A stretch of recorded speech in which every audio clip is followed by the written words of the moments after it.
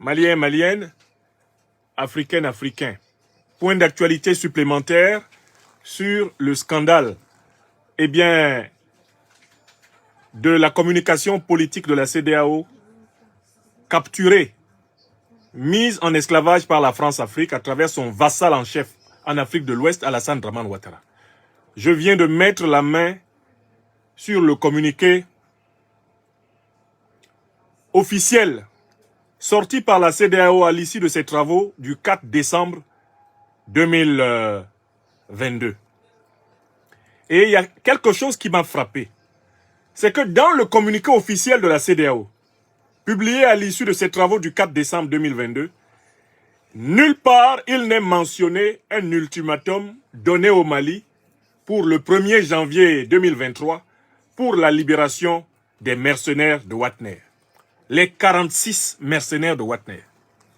Du coup, la question que je pose ce soir, c'est qui a introduit dans la communication officielle et dans l'opinion mondiale l'idée que la CEDEAO aurait donné un ultimatum au Mali, lui ordonnant de piétiner sa justice pour libérer les 46 bandits d'Alassane Dramane Ouattara, envoyés avec des faux passeports et des armes de guerre pour déstabiliser le Mali le 10 juillet 2022.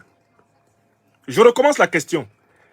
Puisque je vais donner lecture maintenant de l'ensemble des paragraphes de la déclaration officielle de la CEDEAO concernant le Mali, et qu'on ne va pas voir une seule ligne dans laquelle la CEDEAO donnerait un ultimatum au Mali, un délai au Mali, pour les 46 bandits d'Alassane Ouattara qui ont été arrêtés le 10 juillet 2022 avec des faux passeports et des armes de guerre à Bamako. La question qui va se poser, c'est qui a ventilé la théorie selon laquelle la CEDEAO a officiellement donné un ultimatum au Mali. Qui a ventilé cette théorie? Qui l'a distribuée dans tous les médias mainstream de la France-Afrique? Quel est l'envoyé spécial qui a été chargé de concocter ce mensonge gros grain? C'est la question que nous nous posons ce soir et nous allons y répondre très rapidement. D'autant plus que les éléments sur la divulgation de cette histoire d'ultimatum sont à notre disposition. Oui, Alassane Dramane Ouattara et tout le système mafieux de la France-Afrique ont détourné, confisqué, déformé, ils ont récupéré, ils ont en réalité avili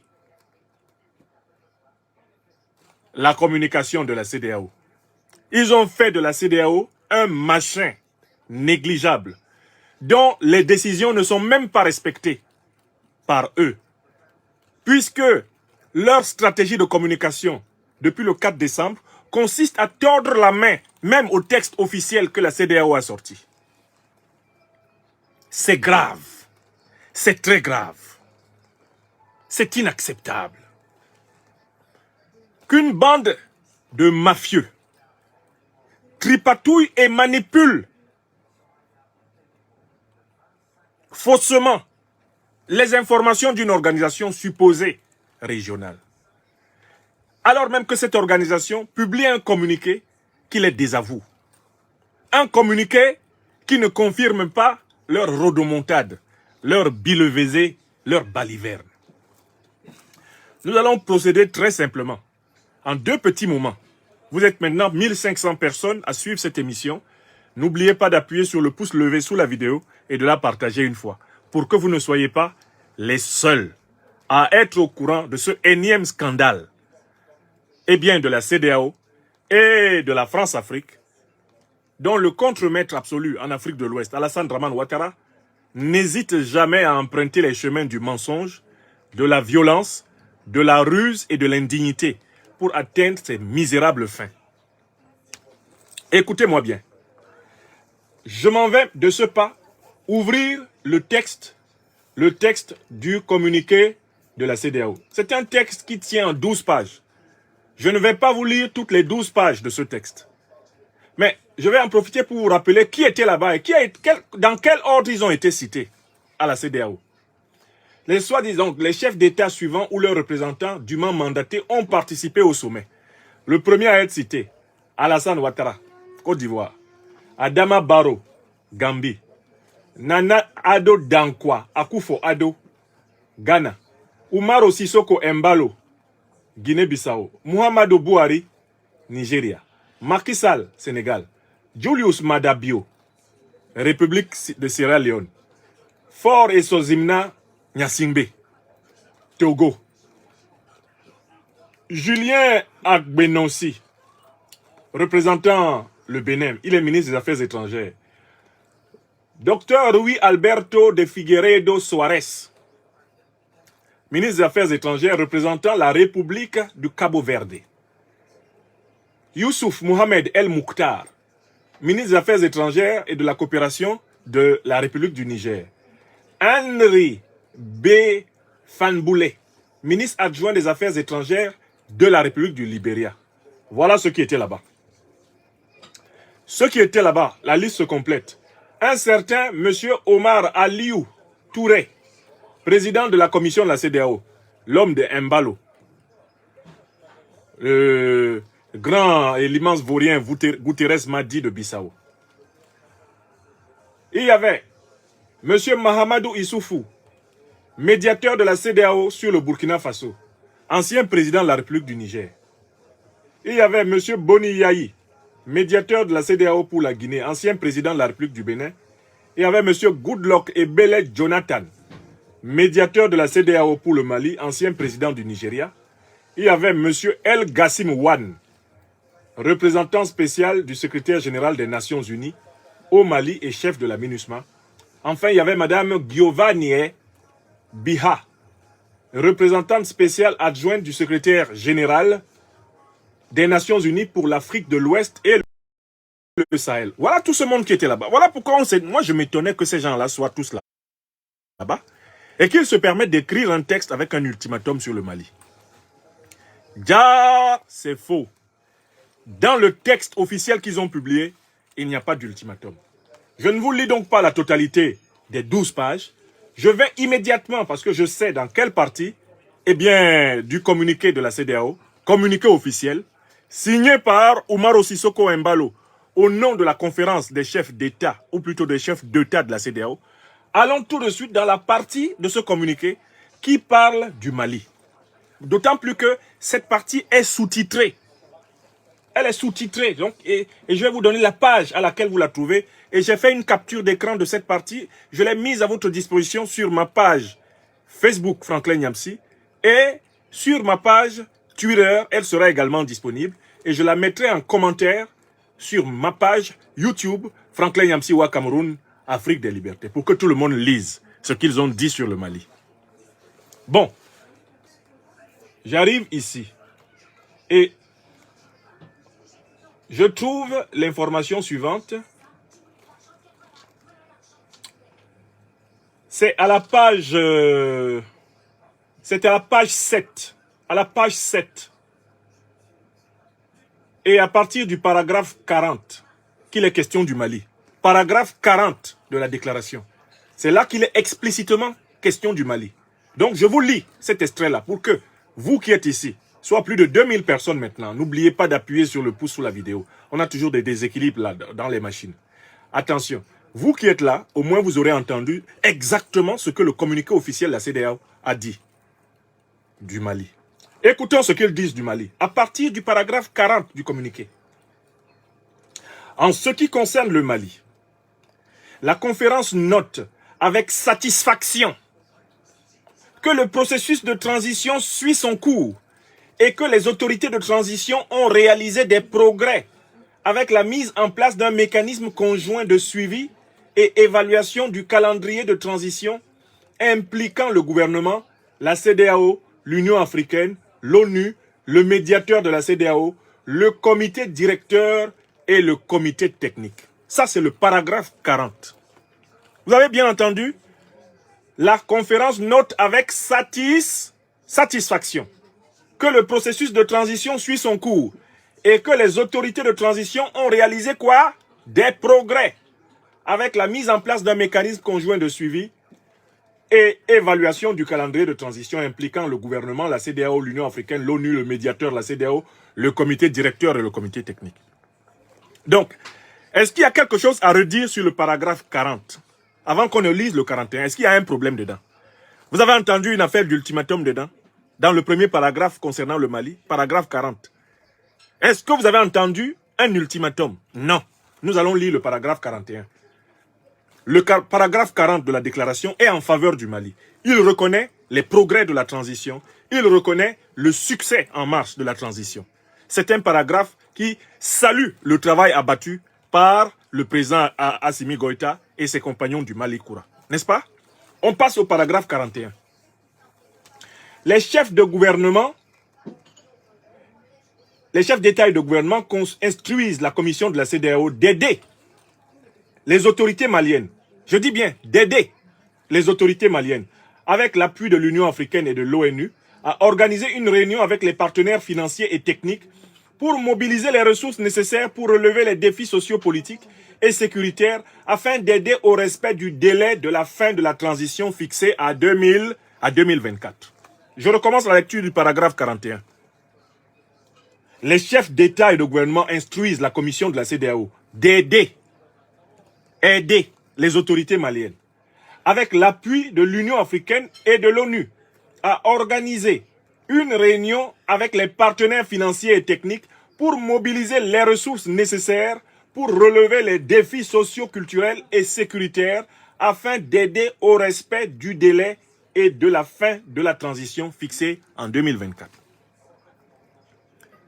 Si tout le monde a écouté, est-ce que vous avez entendu parler d'un délai de libération de qui que ce soit avant le 1er janvier 2023, dans le paragraphe 41 que je viens de vous lire? Vous avez entendu ça? Quelqu'un a entendu ça? Quel est le verbe dominant? Le paragraphe 41. On demande à la commission de la CEDEAO d'aider le Mali. Aider. Et aider comment? Aider le Mali à financer le processus électoral. Eh bien, qui doit être fixé, qui doit aboutir en 2024 au renouvellement des institutions du pays. Ok. Il n'est pas question des 46 mercenaires d'Alassane Ouattara dans le paragraphe 41. Il n'est pas question d'un ultimatum donné au Mali. Est-ce que dans le paragraphe 41 là, il y a un propos de travers contre le Mali? Est-ce que la CEDEAO a osé tenir dans le paragraphe 41 un seul propos de travers contre le Mali? Non. Ils veulent aider. Mais j'en profite pour faire un commentaire sur l'aide au financement des élections, à l'adresse de tous les peuples africains, du peuple malien, des autorités maliennes. L'une des raisons pour lesquelles les impérialistes occidentaux manipulent l'Afrique pour imposer à la tête des pays africains les dirigeants de leur choix, c'est qu'ils participent au financement des élections en Afrique. Je recommence une deuxième fois, parce qu'il y a quelque chose dans le paragraphe 41 qui doit attirer la vigilance des autorités maliennes, du peuple malien et de tous les Africains. L'une des raisons pour lesquelles les puissances impérialistes occidentales se mêlent des affaires politiques africaines, c'est que cette puissance accourt toujours pour soi-disant financer les processus électoraux en Afrique. D'où il s'ensuit que si nous voulons avoir des élections africaines pour les Africains, pour les peuples africains, nous devons systématiquement arrêter d'accepter les financements des puissances impérialistes dans nos processus électoraux en Afrique. Je recommence une deuxième fois. Si nous voulons avoir toutes les raisons de nous opposer à l'ingérence des puissances impérialistes dans les affaires politiques africaines, arrêtons d'accepter les financements des puissances impérialistes dans les processus politiques africains. Ici, en Occident, ici en France, là-bas aux États-Unis, il est interdit à qui que ce soit qui bat campagne pour les élections de recevoir le financement d'une autre puissance. Le scandale de l'élection américaine, c'est qu'on a voulu à un moment donné, par exemple, établir que Joe Biden aurait reçu du financement russe. L'un des scandales de l'élection française, c'est qu'on a voulu démontrer que Marine Le Pen, à un moment donné, a reçu du financement russe. Donc ici, en Occident, on considère comme le pire des scandales que le processus politique soit financé par de l'argent étranger. Nous, Africains, Africaines, nous devons conquérir notre dignité sur la question électorale. Nous devons appeler nos gouvernants à mettre en place les mécanismes de financement des processus électoraux africains avec l'argent de l'Afrique et des seules puissances non impérialistes, sous condition de remboursement rubis sur ongle. Rubis sur ongle, si il y a besoin d'un financement, qu'on le prenne auprès d'amis non impérialistes et qu'on rembourse rubis sur ongle, qu'on paye l'équivalent.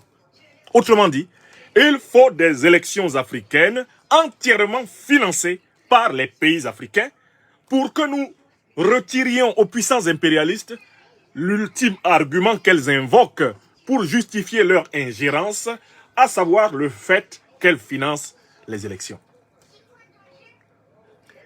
Il ne faut pas se plaindre en Afrique quand cette fameuse communauté internationale, qui n'est rien d'autre que l'alliance des puissances impérialistes, notamment occidentales, vient s'ingérer dans nos affaires en Afrique, après que nous ayons accepté leur financement, après que nous ayons accepté leur argent pour faire fonctionner nos affaires politiques. Donc, pour moi, le paragraphe 41 cache un piège tendu au Mali et à tous les Africains. Les pays africains véritablement éveillés doivent refuser tout financement occidental, tout financement impérialiste des processus électoraux. Mieux vaut renvoyer les élections, s'il le faut, en 2030, si on n'a pas d'argent pour les organiser, que de les organiser avec l'argent de ceux qui ont tué Kadhafi, détruit le Sahel, organisé l'invasion terroriste. Donc, il faut refuser l'aide perverse et de la CEDEAO et de ses maîtres colons. Il faut refuser pour les processus électoraux au service des peuples africains l'argent des puissances impérialistes. Le paragraphe 41 de la déclaration n'est pas mauvais. Il n'y a pas là-dedans une attaque. Il n'y a pas là-dedans des propos infamants contre le Mali. C'est vrai. Mais il comporte la proposition de rendre le Mali dépendant de la CEDEAO pour ses élections. Or, dès que vous commencez à être dépendant d'une organisation qui est elle-même une organisation aliénée, une organisation qui n'est pas libre, qui n'est pas autonome, vous vous faites enchaîner les mains, vous vous faites ligoter, vous vous faites infiltrer, et à tout moment, la même organisation va vous créer des problèmes. Nous l'avons vu ailleurs. Donc, dans le paragraphe 41, cette affaire de financement des élections maliennes par de l'argent non malien, de l'argent non africain, de l'argent aliénant, de l'argent qui est donné en mode chantage, comme une certaine aide au développement, dont le Mali a su se passer, il faut refuser. Il faut refuser des aides qui nous rendent esclaves.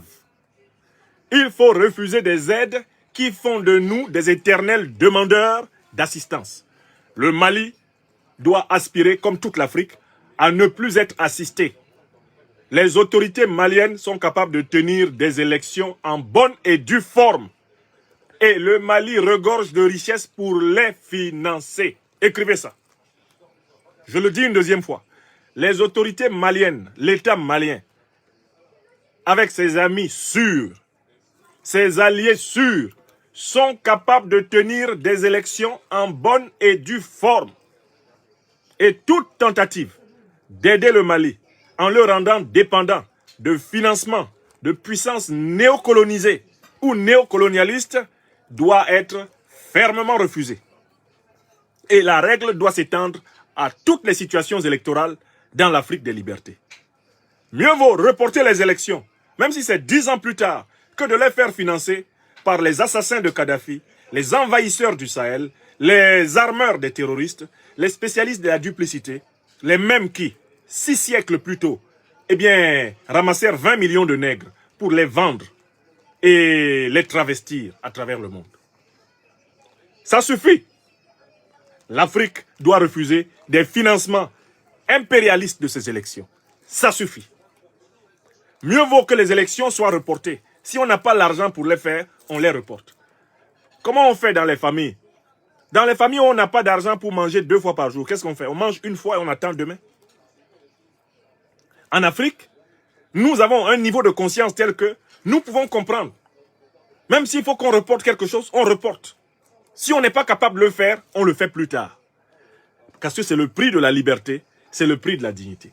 Et moi, je suis convaincu, connaissant la compétence du gouvernement malien actuel, qu'il organisera sur moyens propres, rubis sur ongle, exactement comme actuellement il est en train de financer la dotation d'armement de son armée, il organisera des élections sans s'endetter auprès de tous ceux qui viennent maintenant tourner aux gentils après avoir, le 9 janvier, voulu tuer le Mali. Paragraphe 42. Là, on entre dans la partie où la CEDEAO commence la critique. Les deux premiers paragraphes étaient plutôt positifs, avec, bien sûr, une ruse à l'intérieur du deuxième. Troisième paragraphe, le paragraphe 42. Toutefois, ça commence par toutefois. Vous savez, cet adverbe-là introduit la notion de réserve. Il introduit également l'idée d'une contradiction, ou plutôt d'une opposition entre les idées précédentes et celles qui suivent. Donc, ce qui vient après, c'est la critique de la CEDEAO contre le Mali.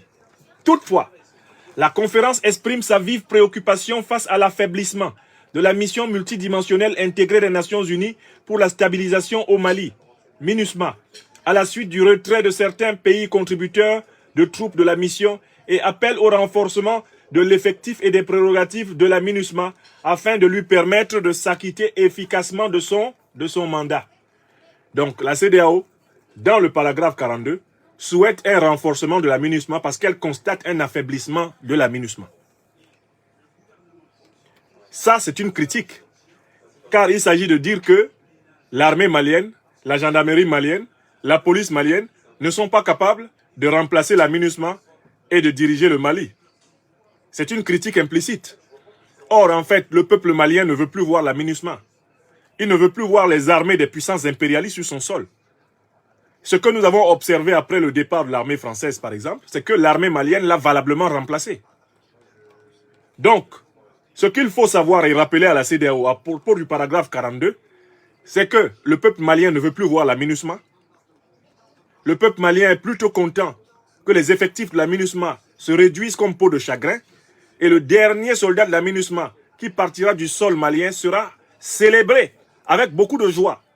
Car le peuple malien pourra dire bon débarras, ouf, je respire enfin, en raison de l'inefficacité de la MINUSMA dans la lutte antiterroriste et même de sa nuisibilité pour la lutte antiterroriste. La MINUSMA encombre l'espace géopolitique, géostratégique, l'espace militaire malien, car sa présence, en réalité, n'a pas empêché l'expansion du terrorisme. Longtemps avant que ses effectifs n'aient été réduits, comme ils le sont heureusement aujourd'hui, la MINUSMA avait déjà échoué. Quand on n'a pas pu, lorsqu'on avait plus, on ne peut pas quand on a moins. Il vaut mieux plier bagage. Et c'est l'aspiration profonde du peuple malien, de tous les peuples africains. Mais est-ce que vous avez entendu parler au paragraphe 42 d'un délai, soi-disant du 1er janvier 2023, donné au Mali? Vous avez entendu ça? Non. On passe au paragraphe 43. La conférence rappelle et salue les différents efforts diplomatiques déployés par la CEDEAO et ses États membres ainsi que les Nations Unies pour obtenir la libération des 46 soldats ivoiriens détenus au Mali. Donc la CEDEAO félicite tous ceux qui se sont débrouillés pour essayer de libérer les mercenaires d'Alassane Draman Ouattara. Mais est-ce que dans le paragraphe 43, la conférence des chefs d'État de la CEDEAO a donné un délai? Vous avez entendu parler d'un délai, un ultimatum? Est-ce que vous avez entendu ça? Eh bien maintenant, on arrive pratiquement à la fin de la partie consacrée au Mali dans toute cette affaire. Nous arrivons au paragraphe 44. Paragraphe 44. C'est le dernier paragraphe du sous-titre consacré au Mali. Donc, on peut s'attendre à ce que dans ce paragraphe 44, le délai du 1er janvier 2023 apparaissent immédiatement, n'est-ce pas? Mais lisons. Lisons tout de suite. Par ailleurs, la conférence appelle les autorités maliennes, appelle, c'est un appel, c'est comme un coup de fil, à répondre positivement, c'est-à-dire la conférence dit allô, allô, à répondre positivement aux différents appels, aux différents coups de fil, à la libération des 10 soldats. Point terminé. Je recommence le paragraphe 44. Par ailleurs, la conférence appelle hein, elle bip le Mali. Les autorités maliennes à répondre positivement aux différents appels à la libération des 10 soldats. Un appel à propos des appels. Voilà ce qu'il y a dans le paragraphe 44. Quand quelqu'un t'appelle pour te dire qu'il t'a appelé, qu'est-ce que ça change? Est-ce que vous avez entendu parler d'un délai du 1er janvier 2023 dans les paragraphes 40, 41, 42 et 43 et 44, soit 5 paragraphes consacrés au Mali dans la déclaration, dans le communiqué de la CEDEAO? Est-ce que vous avez entendu parler d'un délai du 1er janvier 2023? Non. Donc voilà ce que je voulais vous démontrer. Il n'y a pas de délai dedans. La conférence dit qu'elle a appelé le Mali et elle demande au Mali de consulter ses messages, sa boîte à messagerie, parce qu'il y a eu des appels avant. Donc elle rappelle un appel. Elle rappelle des appels. C'est un appel d'appel.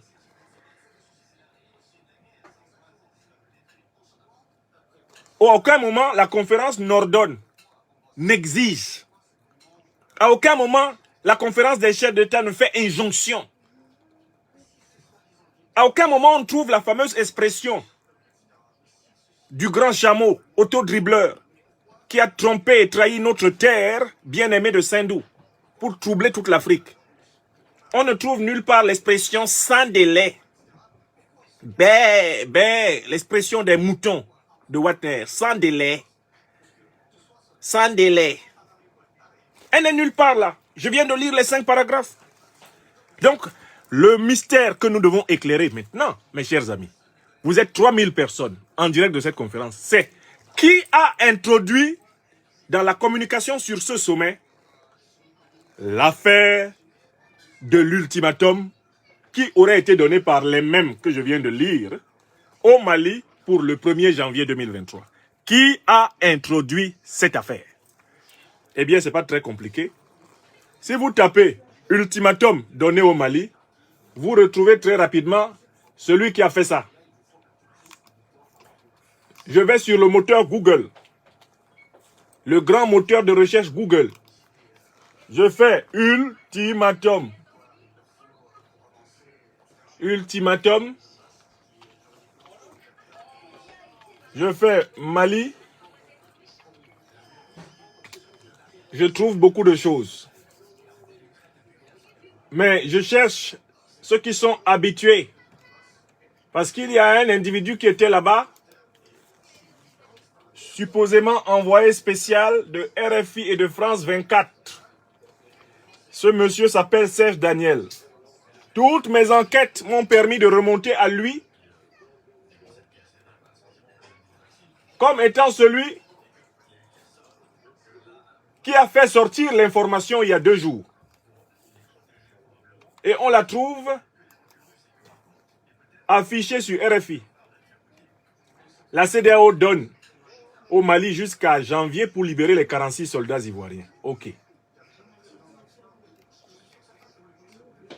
Alors, quand on s'en va chercher la manière dont cela est rapporté, on retrouve M. Serge Daniel à travers le tweet que voici. Je clique sur le tweet. On arrive sur Twitter, sur la page de Serge Daniel. Et il est écrit ceci, le 4 janvier 2022 à 6h56. À presque 19h du soir. Le 4 janvier 2022. Serge Daniel écrit, sans citer la moindre source, CEDEAO, sommet d'Abuja. 1. Demande à Bamako de libérer les 46 militaires ivoiriens avant le 1er janvier 2023. Sinon, sanction. 2. Adoption d'un projet de création d'une force antiterroriste et anti-coup d'État. 3. Aide à la transition au Burkina, vigilance au Mali et dialogue inclusif en Guinée. L'individu qui a vulgarisé et qui a fait diffuser sur tous les médias mainstream de la France-Afrique la théorie du délai officiel donné par la CEDEAO pour le 1er janvier 2023 au Mali pour la libération des 46 mercenaires, c'est Serge Daniel, journaliste de RFI et de France 24, connu pour sa propension extraordinaire à produire de la fake news, a prêché le faux pour essayer d'avoir le vrai. Serge Daniel, une véritable peste médiatique qui sévit en Afrique de l'Ouest. Serge Daniel, c'est lui. C'est lui qui a inventé ça. Alors la question est la suivante. Pourquoi Serge Daniel invente ça? Pourquoi les médias mainstream de la France-Afrique ont inventé un délai qui n'est pas officiel? Et quand on sait que l'administration est écrite. Pourquoi le communiqué officiel de la CEDEAO ne mentionne pas le délai du 1er janvier 2023, mais Serge Daniel, journaliste de RFI et de France 24, lui, il le maintient, il mentionne cela. D'où le tient-il? D'où tient-il cela? Bon, la première explication la plus valable, c'est qu'il tient cela, bien sûr, de celui à qui ça profite. À qui profite le crime? Le crime profite d'abord à Ouattara Draman. Il est évident que Serge Daniel veut rendre service au grand serviteur de la France-Afrique en Afrique de l'Ouest, au vassal en chef Alassane Draman Ouattara, le satrape reptilien, venu de Sendou pour troubler la paix des Ivoiriens et ayant renié notre belle terre voltaïque de Sendou pour troubler toute l'Afrique. C'est pour lui que Serge Daniel manipule l'information. Mais, je vous ai fait remarquer que la CEDEAO est utilisée pour attaquer le Mali, pour que le Mali ne poursuive pas l'offensive diplomatique qu'il a commencé sur le problème du financement supposé du terrorisme, de l'aide supposée au terrorisme, dont il accuse la France devant le Conseil de sécurité de l'ONU depuis le 15 août 2022. Vous ne devez jamais oublier cela. Toute cette affaire des 46 est montée en épingle pour divertir et le peuple malien et les peuples africains de l'accusation énorme, lourde, pour laquelle le Conseil de sécurité de l'ONU freine des 4 fers. À savoir que l'invasion terroriste qui frappe toute l'Afrique, notamment le Sahel, est encouragée et financée. Elle est dotée logistiquement et dotée en renseignements satellitaires par une grande puissance du Conseil de sécurité de l'ONU, par ailleurs détentrice du droit de veto, à savoir la France. Serge Daniel, qui travaille donc pour RFI et pour France 24, médias bien sûr au service de la propagande du régime français, ne pouvait que s'engouffrer dans cette opportunité pour atteindre l'objectif qui consiste à perturber, à déstabiliser, à secouer le cocotier malien, parce qu'il s'agit d'empêcher le Mali de continuer sa procédure contentieuse à laquelle le Mali tient et pour laquelle le Mali est déterminé à révéler le poteau rose pour la libération totale de l'Afrique et bien de la ruse impérialiste déguisée derrière le terrorisme. Est-ce que c'est clair? C'est à ces deux entités que profite la manipulation de l'information au niveau de la CEDEAO. Alors, l'autre chose que ceci nous apprend, c'est que bel et bien Alassane Ouattara a exigé. Alassane Ouattara se promenait dans tous les couloirs de la CEDEAO avec son inimitable démarche en point-virgule. Et il criait à qui voulait l'entendre. Non, non, non, vous mettez un délai. Hein. Non, je veux un délai. Si vous ne mettez pas de délai, attention, hein, je vais couper au Togo l'alimentation financière de la Banque centrale. Hein. Non, non, non, non, non. Macky, je peux mettre le Sénégal. J'ai gouverné 200 pays. Hein.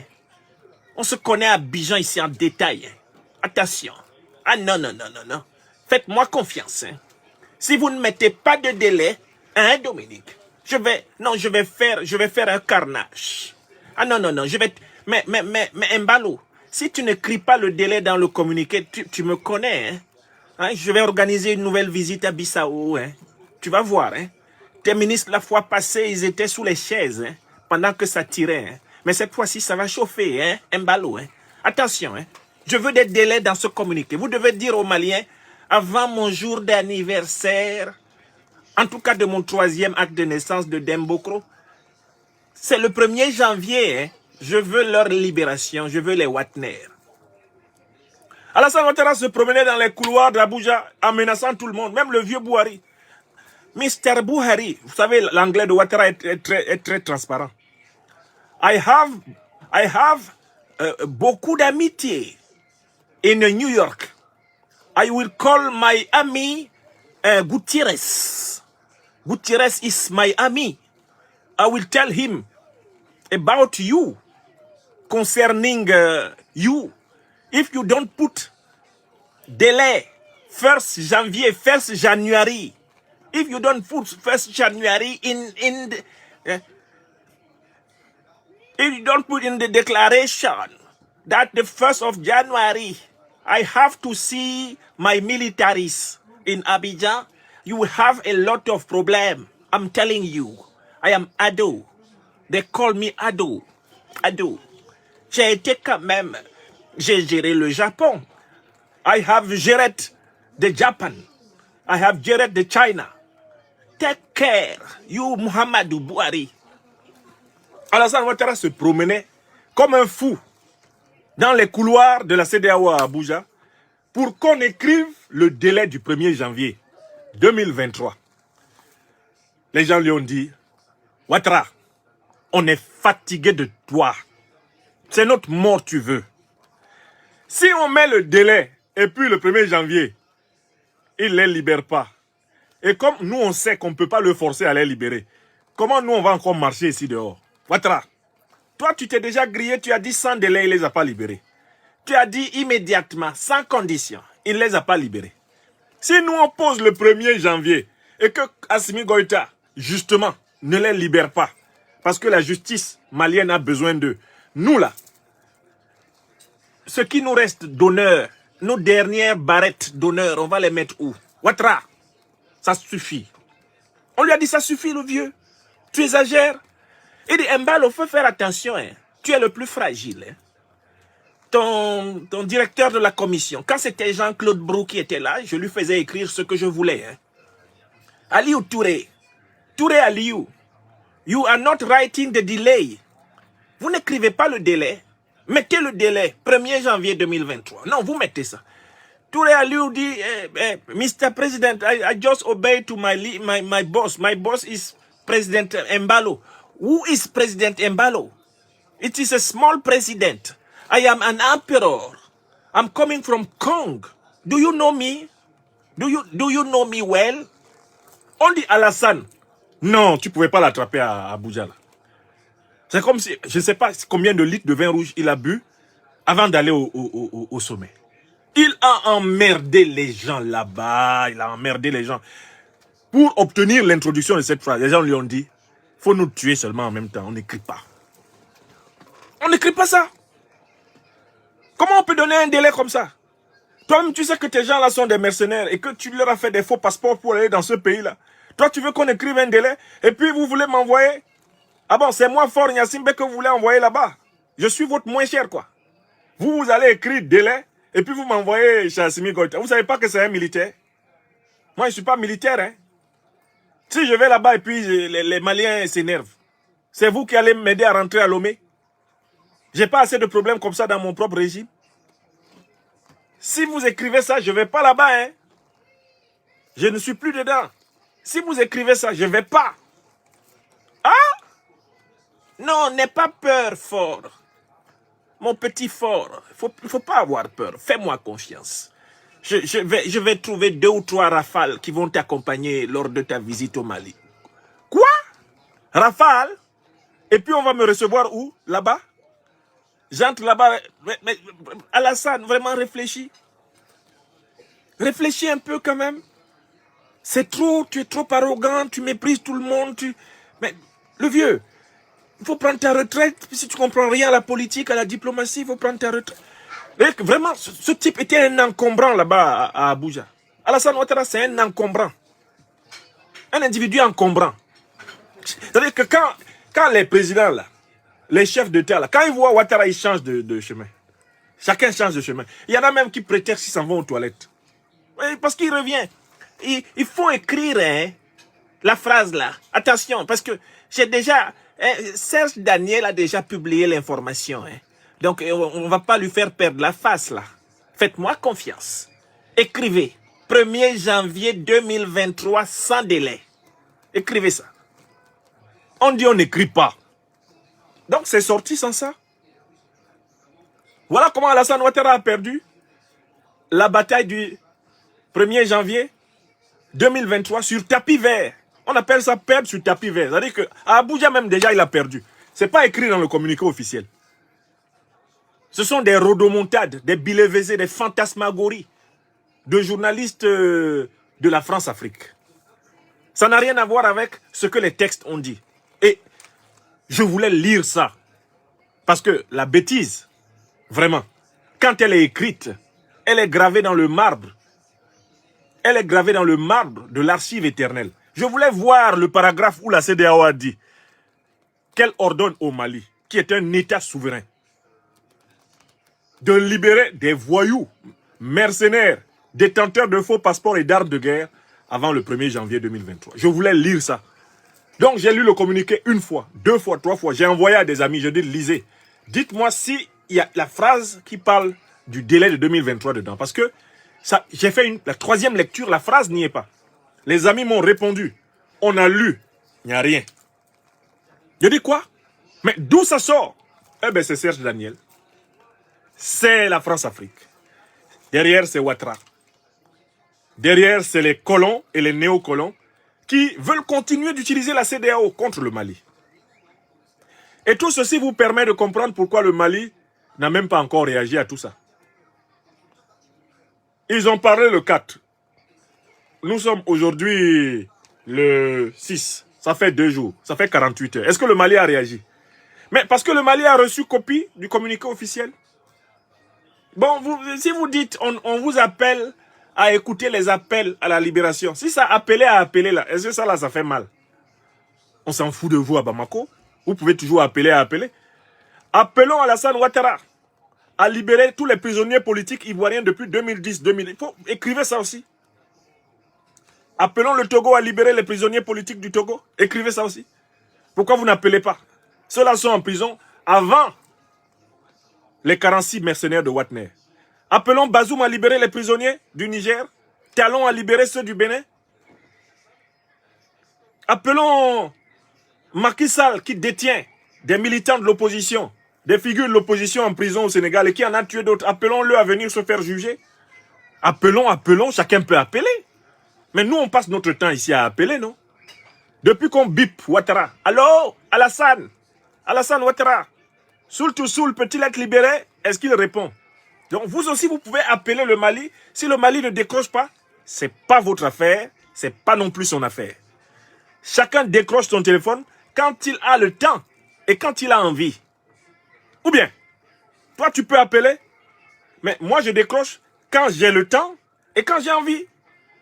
C'est comme ça que fonctionne cette affaire qu'on appelle téléphone là. Ou bien, ça fonctionne autrement. Ils disent qu'ils ont appelé le Mali. Le Mali n'a pas répondu. Ils peuvent continuer à appeler. La ligne est ouverte. Mais dans la ligne là, il y a quelque chose qu'on appelle le répondeur. Quand on ne t'a pas décroché, tu peux laisser un message dedans. Maintenant, c'est l'affaire de la personne qui a le téléphone, si elle écoute ou elle n'écoute pas. Donc nous exhortons la CEDEAO à continuer à appeler. Ils n'ont qu'à appeler. On aime ça. Quand la CEDEAO appelle le président Assimi Goïta, le peuple malien est fier. Parce que, n'a-t-on pas dit qu'il était isolé? N'a-t-on pas dit qu'Assimi Goïta était voué à la perte? Pourquoi vous l'appelez encore? On n'appelle pas des gens qui servent à rien. Ah bon? La CEDEAO reconnaît qu'elle l'a appelé plusieurs fois. Mais oui, c'est comme ça que les gens importants là, c'est normal, il faut les appeler plusieurs fois. Mais Assimi Goïta répondra quand il veut. Quand tu appelles quelqu'un là, c'est forcé qu'il réponde? Non, c'est pas forcé. Bon, vous appelez le Mali est occupé à autre chose là. Le Mali affronte les terroristes. L'armée malienne remporte des victoires notables. Elle est en train de reprendre le contrôle de la situation à Kidal. On a des sujets sérieux au Mali. La population malienne a besoin d'être assistée à plusieurs endroits du territoire. Vous pensez qu'au Mali, là, le président Assimi Goïta a le temps d'écouter vos appels fanfarons? Alassane Draman Ouattara, le Mali lui a donné 3 petites conditions à remplir. Il avait commencé à peine à remplir la première et il a rétro-pédalé pour jouer les durs. Maintenant, il joue les durs. Vous voulez qu'Assimi Goïta décroche, pourquoi? Quelqu'un qui joue au dur, il t'appelle. Pourquoi tu vas décrocher? Qu'il continue à jouer au dur. Quand il sera mou, là. Quand il sera mou, là, tu vas décrocher. Parce que quand tu appelles quelqu'un pour lui demander quelque chose, il ne faut pas parler fort. Ouattara t'appelle et il crie partout. Sans délai, sans délai. Sans délai. Qui va décrocher? Tant qu'ils crient comme ça, le Mali ne décrochera pas. Ils peuvent appeler et laisser leur message dans le répondeur de Koulouba. Voilà, c'est ce que je vois. Hein. C'est tout. Moi, je ne les comprends pas. Donc, dans le communiqué officiel de la CEDEAO, il n'y a jamais eu mention d'un délai imposé, soi-disant, par la CEDEAO au Mali. D'autant plus que ce délai, la CEDEAO n'a aucun droit de le faire. La CEDEAO appelle parce que c'est les questions judiciaires. Les questions judiciaires dépendent de la souveraineté du Mali. La CEDEAO n'a rien à dire dans les questions judiciaires maliennes. Aucun pays africain de l'Ouest n'a le droit d'intervenir dans les affaires judiciaires d'un pays voisin. C'est tout. La CEDEAO n'a même rien à dire d'abord sur cette affaire. Ou alors, elle veut se saisir du problème des prisonniers dans toute la sous-région. Et dans ce cas, il faut commencer par le résoudre en Côte d'Ivoire, où il y a des prisonniers politiques depuis 10 ans. Il faut le résoudre dans tous les pays de la CEDEAO, de manière concomitante, simultanée, corrélative, réciproque et mutuelle. Là, ça pourrait avoir un sens. Mais vous levez, vous laissez des prisonniers politiques chez vous, en Côte d'Ivoire. Vous laissez des prisonniers politiques chez vous au Togo. Vous laissez des prisonniers politiques chez vous au Bénin. Des prisonniers politiques, c'est-à-dire des innocents. Des prisonniers politiques au Sénégal. Vous laissez des prisonniers politiques derrière, chez vous, au Bénin. Vous vous levez, vous allez à Abuja pour libérer les mercenaires. Je voulais lire la phrase que vous avez osé écrire. Le fameux délai du 1er janvier 2023. Cette phrase n'existe pas. Ils ne l'ont jamais écrite. Ils ne l'ont pas écrite. C'est une invention de Serge Daniel et de Ouattara Draman et de leurs maîtres parisiens. Voilà, c'est tout. Voilà la vérité. Et c'est ce que je voulais vous indiquer ce soir. Le communiqué est là. Je vais faire la capture d'écran de tout le communiqué, les 12 pages. Je vais faire la capture d'écran de tout le communiqué. Je vous publie ça sur ma page Facebook pour que chacun vienne se servir. Ou alors vous allez sur le site de la CEDEAO, vous allez trouver le communiqué. Il est déjà là-bas. Les 12 pages sont là-bas. Mais moi, je vais vous les mettre aussi sur mes pages. Et vous allez voir s'il y a une ligne qui parle de ça. Serge Daniel, c'est un mythomane. Et comme il est entré en relation étroite avec Ouattara, je comprends que sa maladie s'aggrave. Parce que Alassane Ouattara lui a filé le virus de l'affabulation. Et ils font tout ça pour empêcher le Mali de poursuivre son chemin. D'ailleurs, ils font tout ça parce qu'ils sont fâchés parce que la CEDEAO félicite le Mali. Vous avez bien écouté les paragraphes 40 et 41. Et même tout au long des paragraphes 40, 41, 42, 43. La CEDEAO, 44, la CEDEAO est dans un rapport laudateur au Mali. Oui ou non? La CEDEAO reconnaît les progrès, etc. Et Alassane Ouattara est fâché parce qu'il a toujours voulu que la CEDEAO déterre la hache de guerre contre le Mali, utiliser la CEDEAO contre le Mali. Et il n'y a pas de délai parce qu'il n'y avait pas à en avoir. Et que le premier qui va venir avec un délai sera le dernier à être satisfait. Contre le peuple malien, contre la révolution du Mali Koura. Si tu viens fort, tu pars vite et bien. Si tu viens avec le mépris, tu repars avec la juste colère de ce peuple et de ses dirigeants. Il faut faire très attention. Il faut faire très attention. L'œuvre que le Mali est en train d'accomplir est une œuvre sacrée et historique. Donc voilà, il n'y a rien dans le communiqué. Le communiqué, il est mou comme du beurre. Et c'est un communiqué qui est un appel d'appel. La CEDEAO est en train de biper et de remplir le répondeur de notre grand leader malien Assimi Goïta de messages mielleux. À lui de résister, c'est le chant des sirènes. Cette conférence de chefs d'État est un conglomérat de trompeurs. Le Mali n'obtiendra rien en écoutant leur voix doucereuse, enchanteresse et charmeuse. Il s'agit d'un panier de serpents dont il faut se tenir à prudente, exigeante et permanente distance. C'est tout. Le Mali doit rester focus. Il ne faut pas accepter leur argent pour le financement des élections au Mali. Il ne faut pas accepter leur argent dans la politique malienne. Il faut vous méfier de leur aide. Leur aide ressemble au soutien que la corde apporte au pendu. Vous avez déjà vu comment la corde soutient le pendu? Saddam Hussein en sait quelque chose. ceux qui l'avaient aidé à faire la guerre contre l'Iran, l'ont soutenu après par une corde autour de son cou, en enlevant la chaise en bas de ses pieds. Voilà comment est l'aide que ces gens-là apportent. L'aide de la corde au pendu.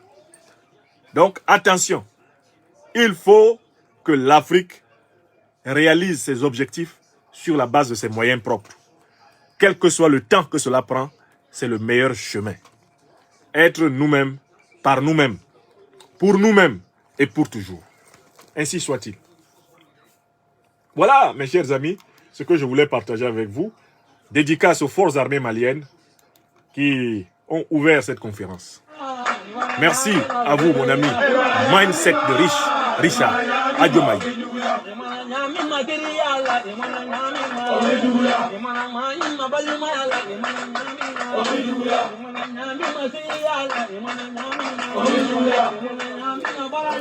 Zéro délai. La justice malienne peut prendre même 3 ou 4 ans pour les juger.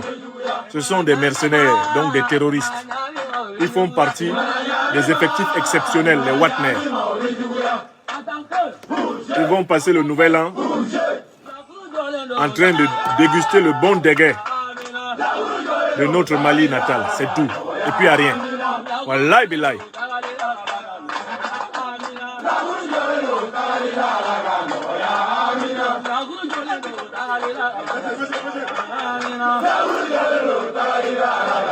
Dédicace aux femmes.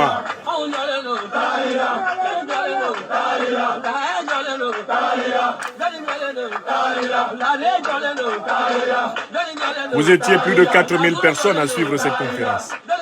J'espère que vous êtes autant à l'avoir protégée et partagée.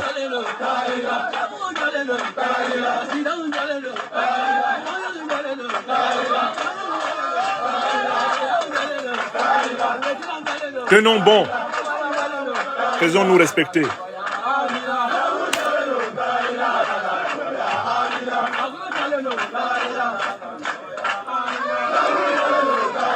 À bientôt à Bamako.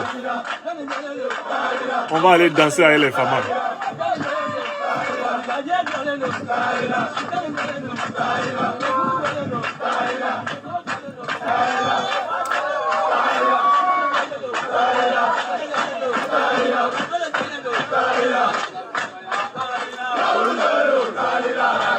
DJ Sandélé, il va mal dormir encore aujourd'hui, hein? DJ Sandélé. Aladji Nyamakuji.